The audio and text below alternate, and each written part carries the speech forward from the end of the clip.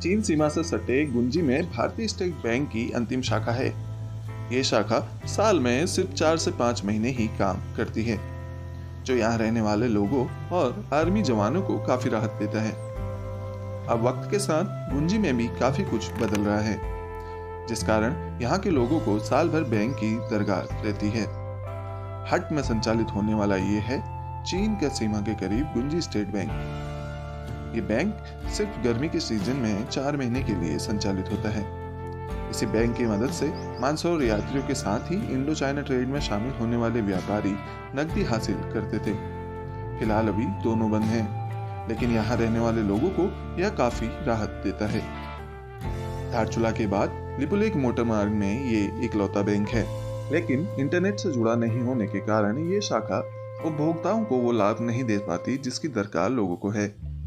यहाँ लेन देन प्रभावित ना हो, इसके लिए बैंक शाखा का अपना सर्वर सैटेलाइट से जुड़ा है।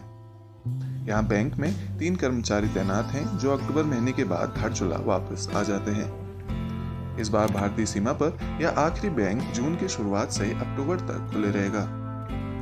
यहाँ के स्थानीय निवासी नृप सिंह गर्ब्याल ने जानकारी देते हुए बताया कि सीमा पर आखिरी बैंक में सभी सुविधाएं नहीं मिल पाती हैं।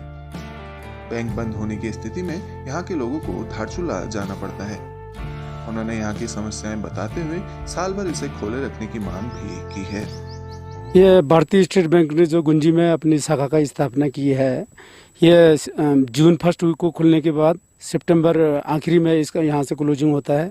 इसका उद्देश्य स्थानीय लोगों की मांग के अनुसार व्यापारियों को राहत मिले और हमारे अर्धसैनिक बल और हमारे यहाँ जितने भी सरकारी कर्मचारी हैं उनको राहत मिले, इस उद्देश्य से किया गया।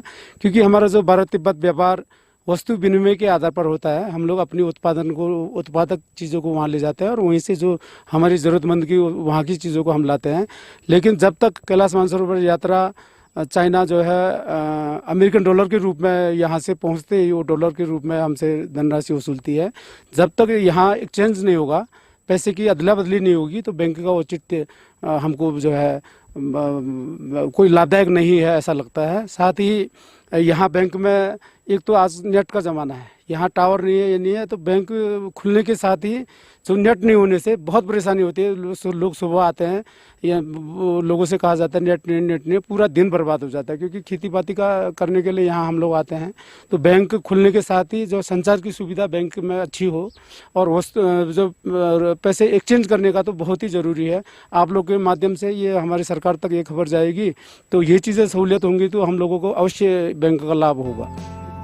इस बैंक से गुंजी के अलावा नाभी, नपलचू, कुटी, रोंगकोंग, गर्ब्यांग के ग्रामीण सीधे जुड़े हैं। यही नहीं, बीआरओ के कर्मचारियों के अलावा सेना, आईटीबीपी और एसएसबी के जवानों को भी यही बैंकिंग सेवा मिलती है। एक दौर था जब यहाँ के लोगों की बैंक पर निर्भरता काफी कम थी, लेकिन आज सुरक्षा कर्मियों से लेकर स्थानीय लोगों को साल भर स्थायी बैंक की जरूरत महसूस होती है। गुंजी और उससे सटे ग्रामीण सिर्फ 6 महीने ऊंचे इलाकों में रहते हैं, लेकिन बॉर्डर की सुरक्षा में तैनात जवानों को हर वक्त यहीं मौजूद रहना होता है। ऐसे में बैंकिंग की दरकार अब भारत के इस अंतिम गांव में साल भर रहती है। उम्मीद की जानी चाहिए कि सड़क से जुड़ने के बाद चीन से सटे इन इलाकों में भी जल्द ही साल भर के लिए डिजिटल बैंकिंग सेवा शुरू हो पाएगी। पिथौरागढ़ से हिमांशु जोशी, न्यूज़ 18 लोकल के लिए।